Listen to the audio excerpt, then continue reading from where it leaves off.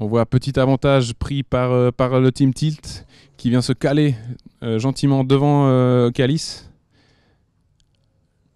Donc là maintenant c'est du corps à corps comme on dit.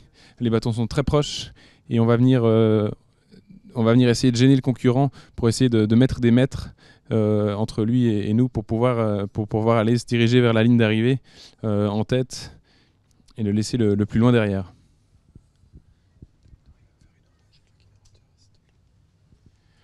On est toujours sans nouvelles de Safram, le M1, le Ventilo M1. Ça ne veut pas dire qu'ils ont de soucis. J'imagine qu'ils ont aussi dû passer l'orage sans trop d'encombre. Mais par contre, ils sont vraisemblablement pas dans ce petit groupe de tête. Et donc là, c'est vraiment une bataille serrée entre Team Tilt avec, je le rappelle, j'en ai parlé tout à l'heure, mais le petit bateau qu'on voit devant, là, le petit bateau qui est quand même un D35, eh bien, c'est Sébastien Schneider qui est à la barre et qui a 19 ans. Voilà, on a ici un jeune homme de 19 ans qui est en train de se positionner largement, pas largement encore, mais qui est en train de se positionner en tête dans cette arrivée dans la rade de Genève. Je trouve que c'est un joli petit clin d'œil d'avoir cet équipage de Tilt qui marche fort depuis le début de saison en D35. C'est un joli clin d'œil parce que voilà, on a Seb Schneider qui est à la barre. Il a 19 ans, comme je disais tout à l'heure. Il a un parcours de dériveur. Et puis il vient là et face à ces grosses équipes professionnelles, que ce soit Alinghi ou même ici Calice, avec, je le rappelle, François Gabard à bord. Donc une équipe très professionnelle. Ben voilà, c'est les jeunes de Tilt qui pour l'instant se positionnent le mieux. Alors c'est pas fini, hein, c'est pas fini. On a passé champs sur l'aimant. Donc il y a encore des choses qui peuvent se passer, mais c'est toujours sympathique d'avoir un équipage comme ça qui joue dans les têtes du classement.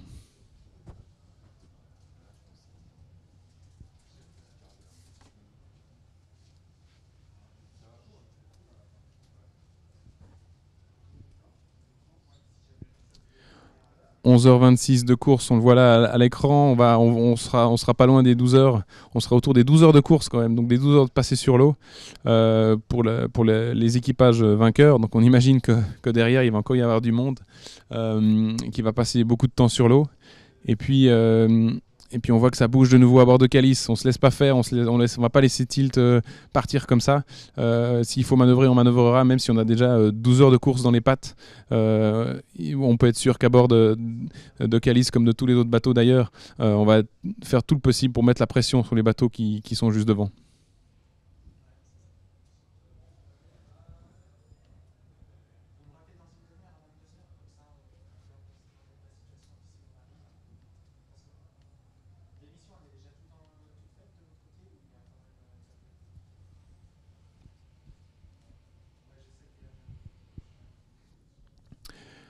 Voilà, on peut voir sur ces images toujours en direct à bord du bateau suiveur de la tête de course de Sbeldor Mirabeau, on peut voir que Team Tilt a réussi à creuser un tout petit peu d'écart. Rien de définitif, mais ils prennent une jolie option pour attaquer le final sur cette ligne d'arrivée ici à la Nautique.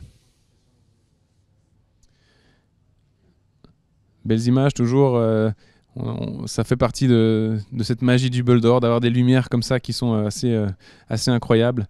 On est passé du tout petit temps avec des températures estivales, comme on peut encore un petit peu avoir au Bouvray, comme on voit ici avec de la pluie dans le fond, mais de nouveau très très peu de vent sur le Bouvray.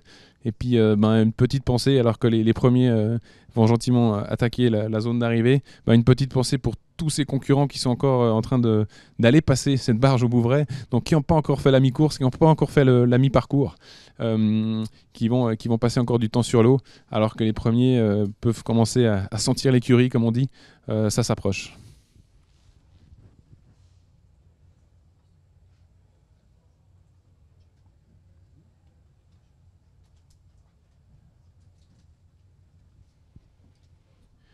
On peut voir aussi toujours ici le décompte du temps, mais c'est pas la seule information qu'on a sur cette image. Une autre information, c'est quand on voit l'état du plan d'eau qui est en arrière de ce compteur, et puis les drapeaux là qu'on voit au premier plan. Eh bien, de nouveau très très peu de vent.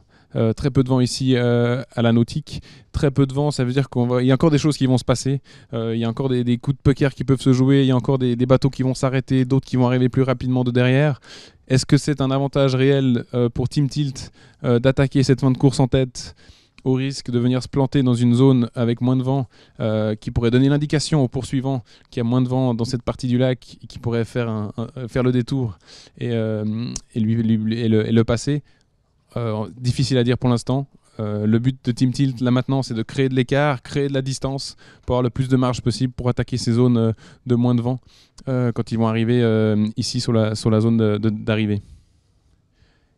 Alors image un petit peu trouble, mais on pardonne largement l'équipe des caméramans qui sont à bord parce que c'est pas évident dans ces conditions-là de sortir des images, mais superbes images quand même parce qu'on a voilà, c'est typiquement des lumières qu'on peut avoir seulement ici sur le lac avec le Jura en arrière-fond et le bateau qui accélère et qui va encore à des vitesses assez importantes. On est à plus de 20 nœuds ici. Ça dépote comme on dit.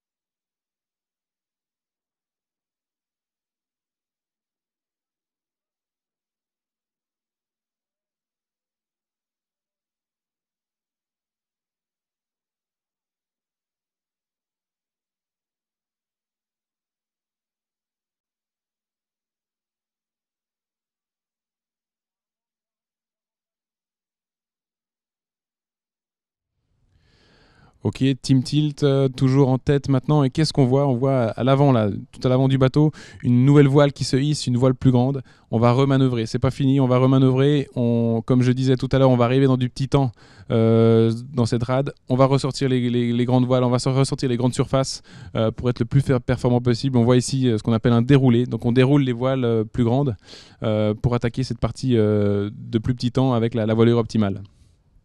Voilà, Team Tilt à la manœuvre. Donc on déroule cette voile gris clair là, marquée Sotheby's là devant.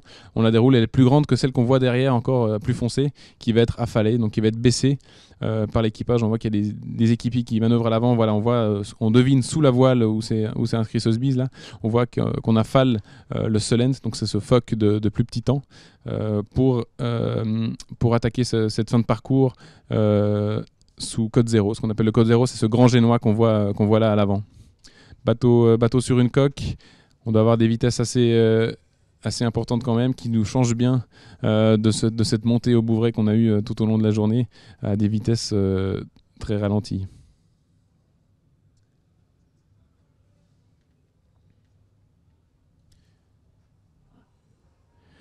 On voit que la flotte a attaqué le petit lac sur la côte française et puis maintenant ça se décale un petit peu. Ça se décale au milieu du lac. Est-ce qu'on va aller chercher jusqu'à la côte suisse? On n'est pas sûr, mais je pense, je vois pas trop depuis là où je suis, mais je pense qu'on va aller chercher ce qu'on appelle le Geran, c'est ce vent qui descend du Jura justement, et on peut imaginer que ça charge un petit peu. Quand on dit que ça charge, c'est qu'il y a des nuages qui se forment assez foncés sur le Jura, et c'est des vents qui sont propices, c'est des nuages pardon qui sont propices au Joran, c'est-à-dire ce vent qui descend directement du Jura. Donc on va aller chercher en tout cas mi-lac pour cette tête de course, pour aller chercher ce vent favorable, pour essayer de glisser jusqu'à la ligne d'arrivée ici dans la rade.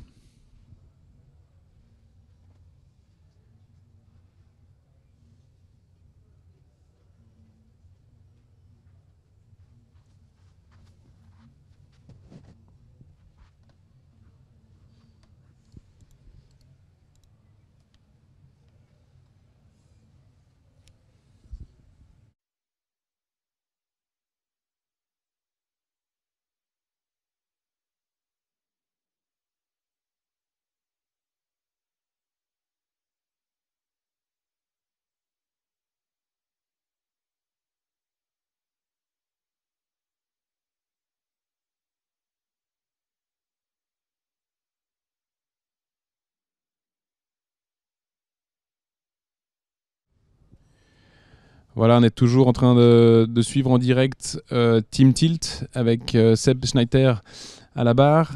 19 ans, on le disait tout à l'heure, donc très belle performance jusqu'ici. C'est pas fini. On espère pour eux que ça va tenir comme ça jusqu'à la fin, mais rien n'est joué. toujours très peu de vent ici sur la zone d'arrivée. Donc il y a encore des coups de poker qui peuvent arriver. Et puis on voit derrière que Ocalis, qui était un tout petit peu distancé par Team Tilt, eh bien, il a la pression d'Alinghi. Alinghi qui attaque un petit peu au large par le Milac et qui va pas se laisser faire et qui va jouer le podium jusqu'au bout. C'est pas le seul d'ailleurs, on a Velti Group qui paraît pas très loin, on a Lady Cat qui est toujours dans le coup après sa fabuleuse remontée jusqu'au Bouvray, qui s'est fait un petit peu distancer en ressortant du Bouvray mais qui est toujours là. Donc encore des choses à jouer, les distances sont très faibles entre ces bateaux de tête, donc c'est pas exclu que le classement change encore, même si Team Tilt commence à avoir une vue, on va dire, intéressante, assez dégagée devant, dégagée au niveau des concurrents mais pas forcément dégagée au niveau des nuages, on voit que c'est encore assez perturbé devant eux. Mais ce qu'on peut deviner un petit peu sur ces images ici, c'est que sur l'eau, on peut imaginer qu'il y a encore du vent qui va durer un petit moment et que cette zone de calme qu'on peut avoir ici, elle est très locale. Donc on espère pour eux que ça va pouvoir durer le plus longtemps possible pour qu'ils arrivent le plus proche de cette ligne d'arrivée dans ces vents plus calmes pour pas risquer de se faire dépasser par les concurrents directs.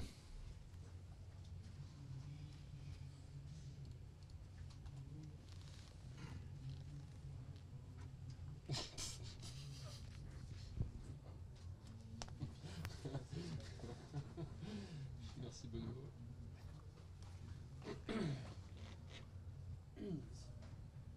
C'est bon? Ouais, je peux rajouter quelque chose. On va le reprendre ici par contre. Je pourrais le donner. Qu'est-ce qu'on a là-dessus? On a le Bouvray.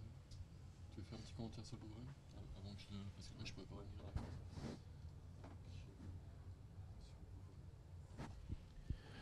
Voilà, avant de se concentrer sur la zone d'arrivée, avec l'arrivée pas encore imminente, mais qui s'approche des concurrents de tête, eh bien, dernier petit clin d'œil au Bouvray, où, comme on peut le voir sur cette image, eh bien c'est pas fini. C'est pas fini du tout, parce que de nouveau, zone sans vent du tout. On peut voir les bateaux très droits, plantés sur l'eau, comme on dit, avec très peu de pression, très peu de vent. Donc c'est pas fini pour tous ces concurrents qui ont encore la moitié du parcours à réaliser.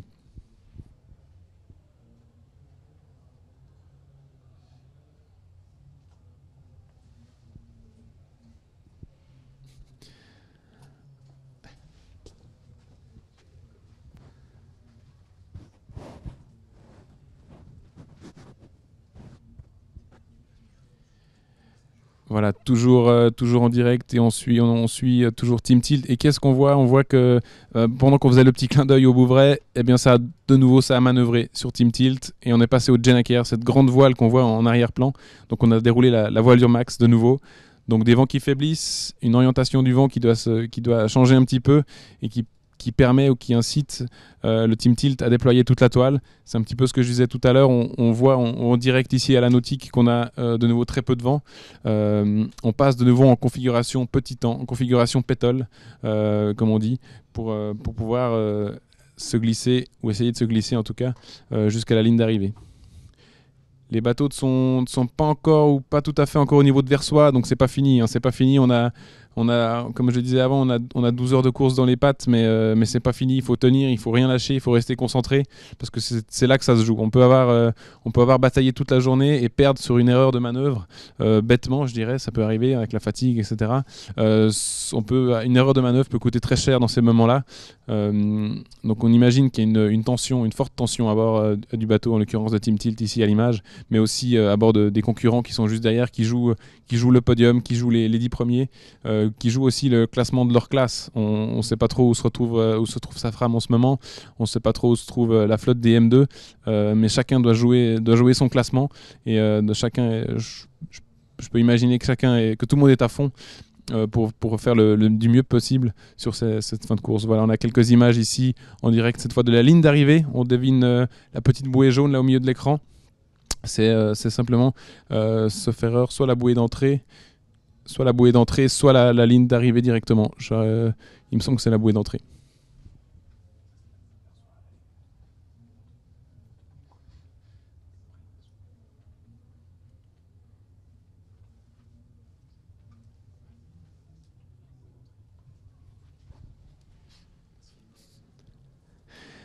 Voilà, des conditions plus légères, mais mais quand même qui permettent à Team Tilt de lever la patte, comme on dit. Donc voilà, de nouveau des images en direct de la ligne d'arrivée, avec le drapeau hublot là, qui flotte gentiment au vent. Donc des petits airs, très faibles, mais des petits airs quand même. On voit que sur l'eau, qu'il y a des risées qui sont posées. L'eau n'est pas miroir, comme on dit, ce qui fait qu'on peut espérer que le petit vent qu'a maintenant Team Tilt à l'image va durer encore, on espère pour eux, le plus loin possible, jusque peut-être sur cette ligne d'arrivée, comme c'est le cas en ce moment même.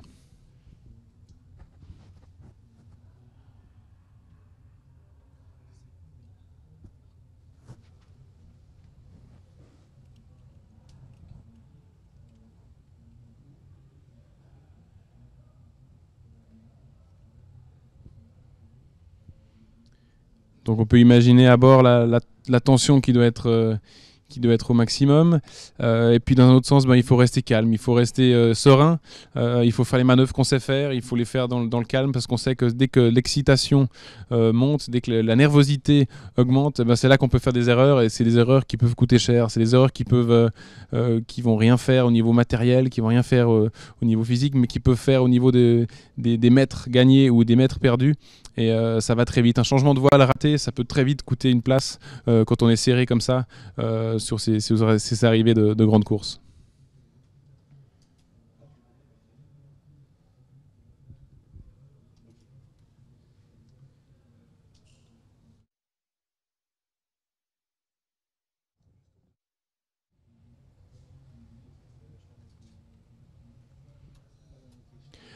Voilà, on revient de nouveau au Bouvray parce qu'il ne faut pas les oublier. Il y a le gros de la flotte, on va ici en surprise. Euh, les surprises, ils sont 100 en fait. Il y a une centaine de surprises, un peu plus 107 sauf erreur, qui sont à se battre dans leur propre classement. Et puis ils se battent autant que les premiers. Il y a moins de stars à bord, il y a moins de sponsors, c'est moins médiatisé, mais ils font leur course à eux. Ils vont passer beaucoup plus de temps sur l'eau que les premiers. Donc ils ont autant de mérite, je trouve, que les premiers qui sont en train maintenant de se battre pour arriver sur la ligne d'arrivée. Belle image ici avec la tombée de la nuit et Tintil qui se dirige sur les lumières de Genève.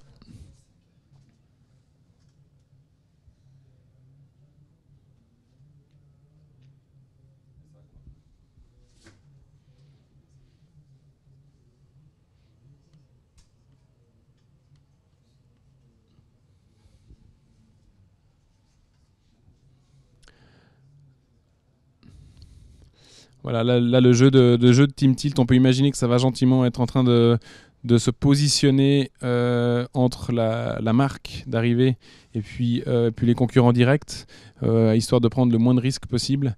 Et puis plus on va réduire cette distance sur l'arrivée, plus on va augmenter la distance sur les concurrents directs, plus on va pouvoir être serein pour aller jusqu'à l'arrivée.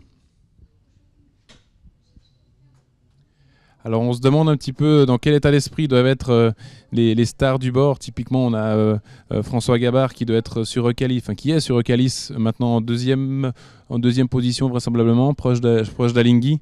C'est ces marins qui sont habitués à tourner autour du globe en 3 mois.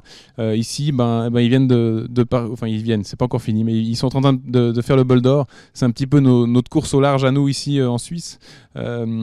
C'est des bateaux qui vont passer, quand on passe comme ça 12 heures sur l'eau, pour nous c'est des longues courses. Alors ça serait intéressant de les avoir à l'arrivée, de voir comment ils ont vécu notre course au large à nous sur le lac Léman. Voilà des images en direct de la ligne d'arrivée avec la cabine où le personnel, les membres de la Société nautique de Genève vont valider les arrivées des différents concurrents.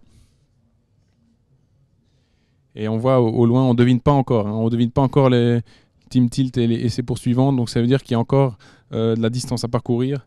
Et on voit qu'il y a quand même très peu de vent sur ces zones d'arrivée. Donc concentration maximum sur les bateaux, ça c'est sûr. Il ne faut rien perdre maintenant. Et ils doivent tous être en train de faire le maximum pour maintenir leur place, voire d'essayer de grappiller les quelques mètres qui doivent les séparer des concurrents qui sont devant eux.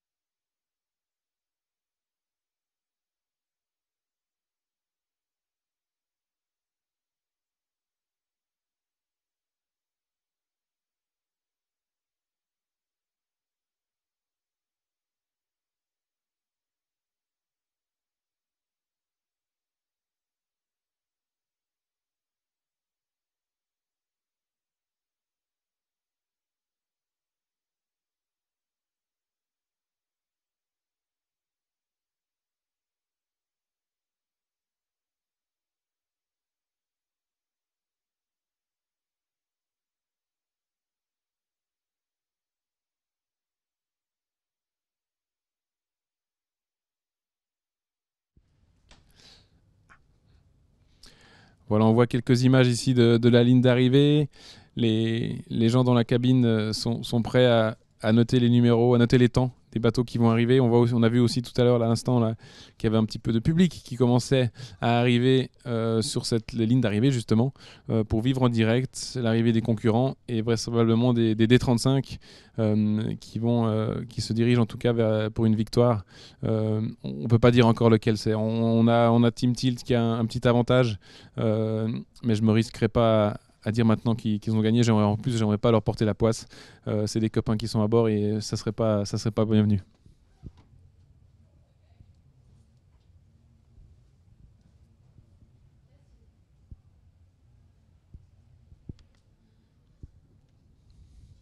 Voilà, comme on a dit tout à l'heure, des vents légers sur cette ligne d'arrivée. On a une vitesse Team Tilt est flashée là en ce moment à 8 nœuds, donc ça avance quand même. On voit qu'il a une petite avance qui commence à être confortable, mais on n'ose pas trop l'affirmer. C'est trop dangereux et c'est trop bête de perdre sur cette fin de course. Il faut quand même souligner que Team Tilt c'est l'équipage en force sur ce début de Grand Prix, sur ce début du challenge des D35, dans le sens où ils ont gagné les 2 premiers Grands Prix. C'est Velti Group qui a gagné la Genève en D35 la semaine passée. Mais s'il venait, ça reste hypothétique, s'il venait à gagner ce bol d'or, il marquerait un sérieux coup sur le reste des concurrents au niveau du challenge des D35. On a vu juste à l'instant, au loin, ça paraît loin comme ça, mais on ne sait jamais, les 2 concurrents suivants, c'est-à-dire Alinghi et Eucalis, qui vont vraisemblablement, eux, se tirer la bourre, comme on dit, pour arriver à compléter ce podium qui, peut-être, on n'ose pas le dire, qui peut-être va se diriger pour une première place pour Team Tilt. À voir.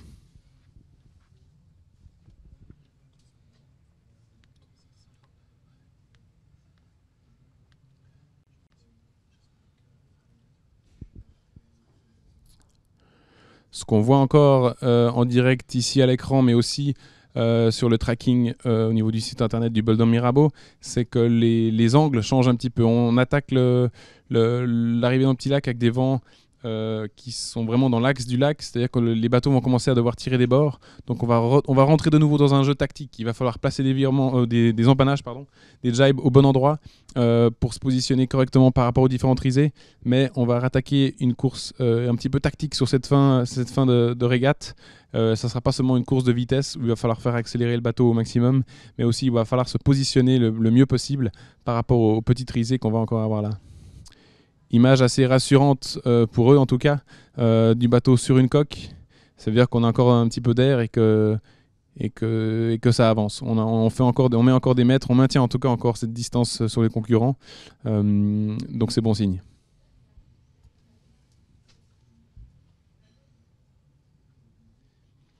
Donc Team Tilt qui a passé vers soi, qui se dirige gentiment maintenant en direction du creux de Gentot.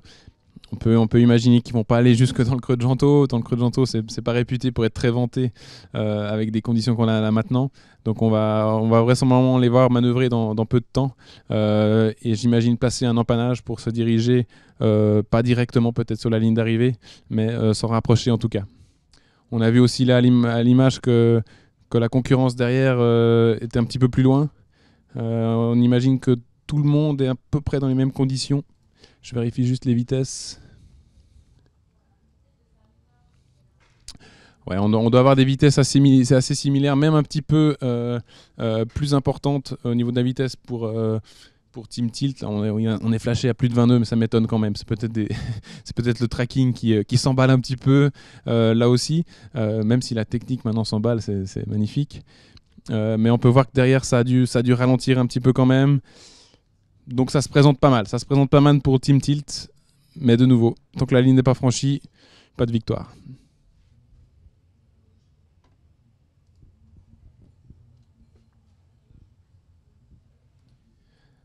Donc voilà, de nouveau vu depuis la ligne d'arrivée vraiment. On peut voir que Team Tilt a pu créer un petit peu d'avance sur ses concurrents, Mais ce qu'on voit pas à l'image, mais qu'on suit sur le tracking, c'est que derrière, par contre, c'est très très groupé. On a un groupe de 5-6 bateaux là qui naviguent à vue, comme on dit, qui naviguent l'un à côté de l'autre.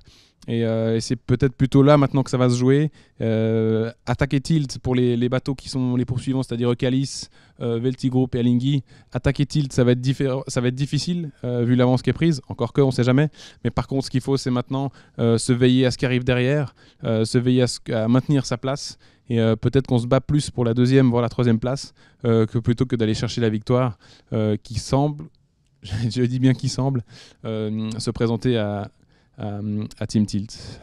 Ici, on voit de nouveau des images de la ligne d'arrivée avec le public qui commence à se présenter pour acclamer les vainqueurs.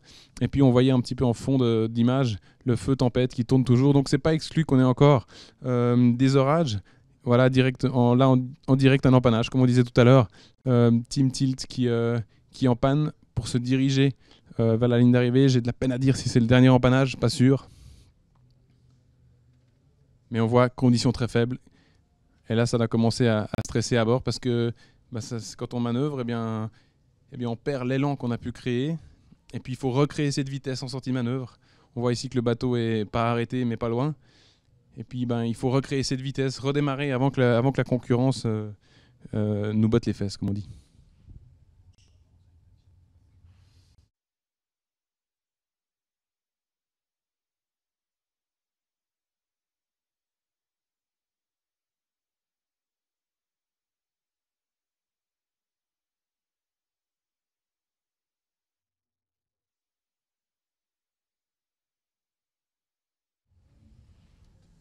Voilà, ça accélère gentiment, mais très gentiment. On voit au loin les lumières des quais, c'est bon signe. Mais on voit aussi, vu l'angle du bateau, qu'il y aura encore des empannages. Il y aura encore des manœuvres. Il y aura encore des empannages à bien placer. Il y aura encore de la tactique qui va rentrer en jeu. C'est pas fini. On doit rester concentré à bord et vraiment jouer la gagne comme depuis le début de la course pour pouvoir permettre de garder ce positionnement.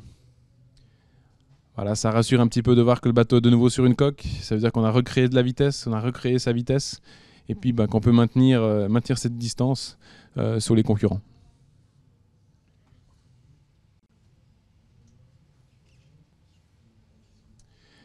On a parlé de marquage un petit peu durant cette course. On m'a souvent posé la question est-ce que les bateaux vont se marquer, c'est-à-dire faire leur trajectoire en fonction des concurrents poursuivants.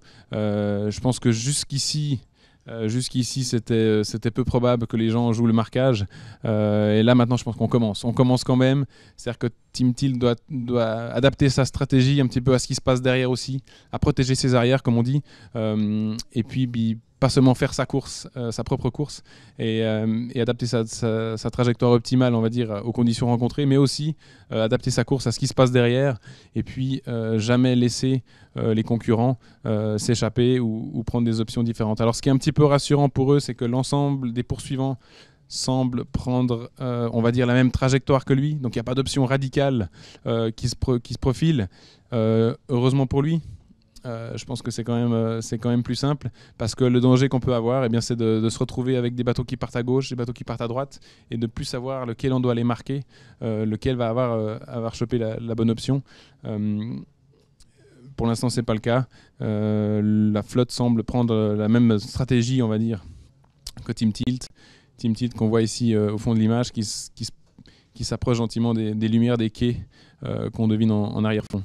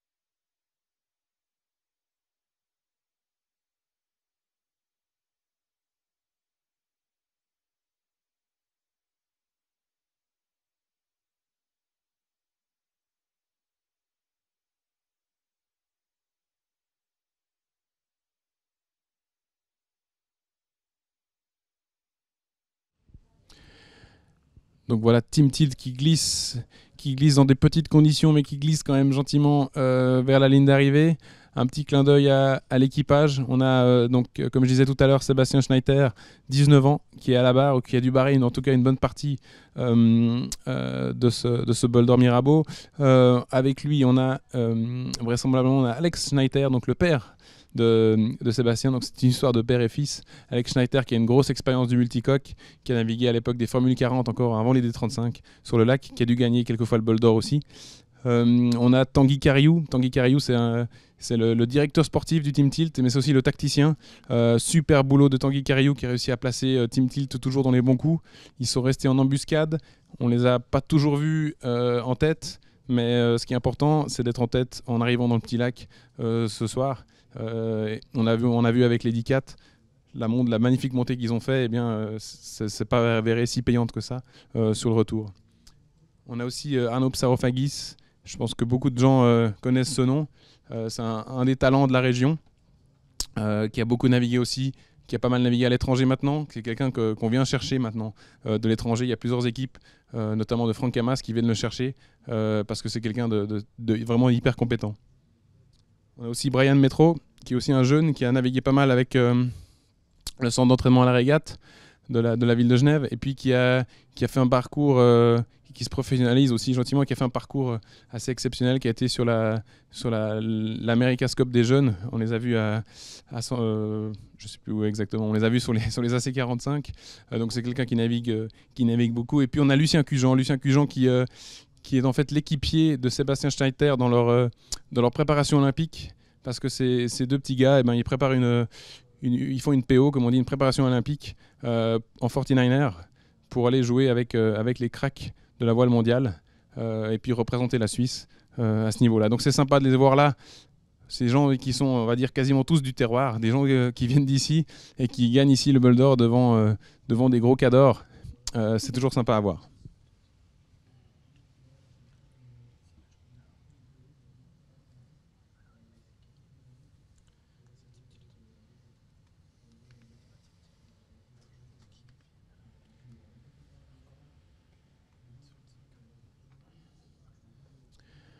Voilà, au vu des angles, on voit qu'il va encore y avoir quelques empannages. On voit que ça bouge à bord gentiment. Voilà, tac, ça engage un empannage. C'est-à-dire qu'on change de bord, on roule le Jenaker. Il faut pas le déchirer, il faut pas qu'il se coince. Pas de nervosité, il faut pas craquer. On déroule, tac, on sait faire. C'est les manœuvres qu'on sait faire, qu'on a fait de nombreuses fois. Il faut juste les faire calmement et proprement. Et puis là, voilà, cette sortie de manœuvre, comme tout à l'heure, perte de vitesse, c'est normal, ça arrive à tout le monde, et tout le monde va avoir ce même problème, mais il faut recréer sa vitesse. Il faut retrouver du vent, recréer sa vitesse, et puis on devine derrière, voilà, on devine derrière les Zodiacs, on voit que des lumières, on voit que les concurrents sont pas loin, sont vraiment pas loin. On voit des Jenaker qui sont déroulés, il y a visiblement Alinghi qui ne doit pas être très loin.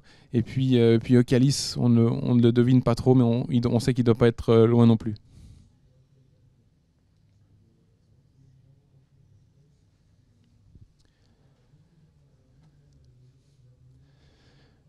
Voilà, conditions toujours très faibles ici sur la ligne d'arrivée. On voit les drapeaux de la nautique qui flottent, mais très très très doucement. On voit le jet d'eau qui prend un tout petit peu d'angle, mais vraiment pas grand-chose. Donc des vents faibles qui vont durer comme ça jusqu'à la ligne d'arrivée. 12 heures pile poil, 12 heures de course. C'est long. Quand on sait que le record de cette course, c'est autour des 5 heures, on a fait 2 fois plus.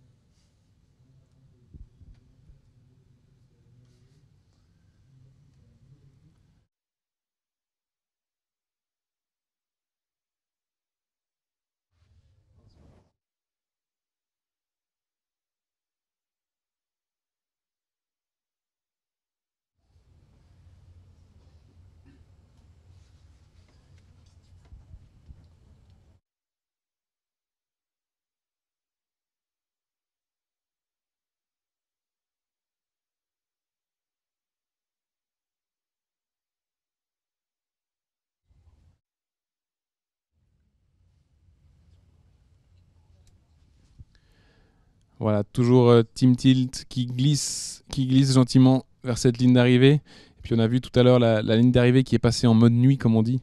Ils ont allumé leur gros phare, leur gros flash qui permettra de bien visualiser qui est en train de couper cette ligne d'arrivée. Alinghi toujours en embuscade, qui va vraiment attaquer tout ce qu'il peut. Et Team Tilt ici qui protège, qui refait un empannage. Ça fait beaucoup de manœuvres dans ces derniers milles. Il ne faut pas les rater. On voit le bateau. On devine que c'est peut-être Alinghi ou Ocalis, on ne sait pas trop, mais on voit qu'il arrive en pleine vitesse. Et Team Tilt doit recréer sa vitesse en sortie de manœuvre. Comme on disait tout à l'heure, c'est pas évident parce que voilà, derrière, ça arrive vite. Et là, je pense que la stratégie, c'est de se placer, comme on disait tout à l'heure, entre la ligne d'arrivée et le concurrent. Mais on voit que l'écart a l'air de se réduire passablement. Et je ne serais pas étonné qu'on ait un finish assez serré au niveau des deux bateaux qu'on a là.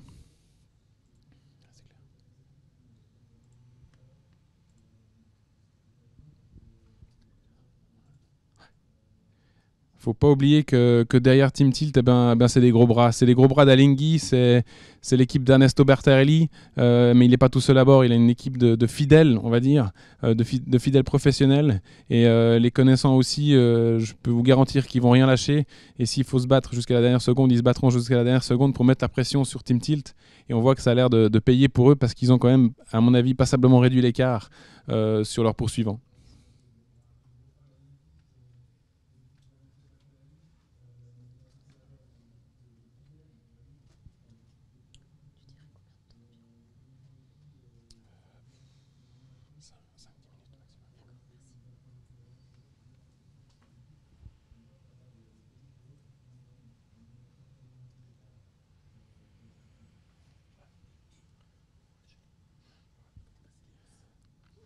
Voilà, jolie vue de cette arrivée dans la rade. Alinghi en pleine vitesse, qui vient mettre la pression tout ce qu'ils peuvent sur Team Tilt. Donc vous voyez, je vous disais, ces 20 ou 30 ou même ces dernières heures, je vous disais que c'était pas fini. On voit là clairement à l'image un Team Tilt avec beaucoup moins de vitesse que Alinghi qui arrive juste derrière. On va avoir un finish serré, c'est sûr. On verra qui de ces bateaux va franchir la ligne d'arrivée en premier. Alinghi ici à l'image.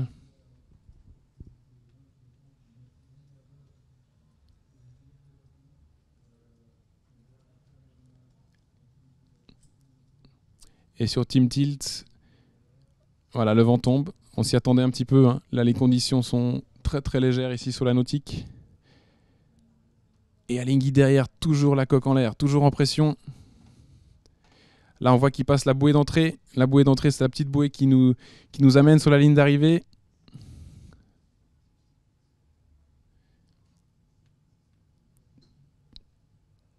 Team Tilt en approche, Alinghi en pleine vitesse derrière. Ça va être serré, ça va être très très serré jusqu'au bout.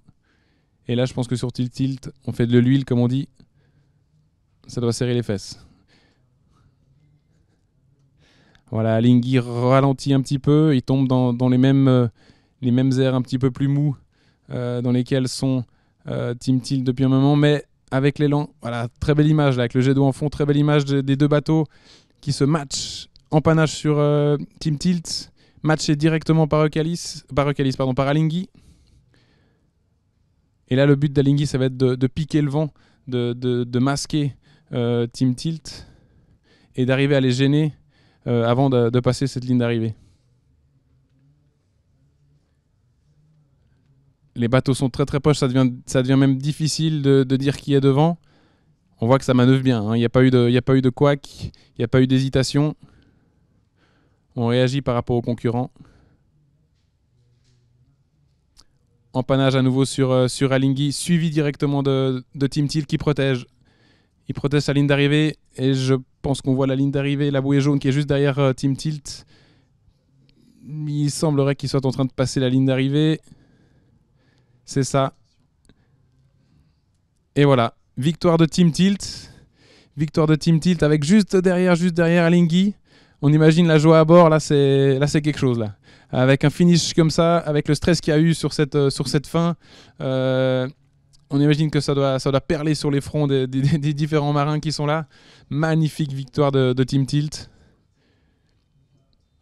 et Alinghi qui arrivait mais juste derrière. Ça sera intéressant d'avoir les écarts en seconde. Je pense que ça s'est joué en seconde.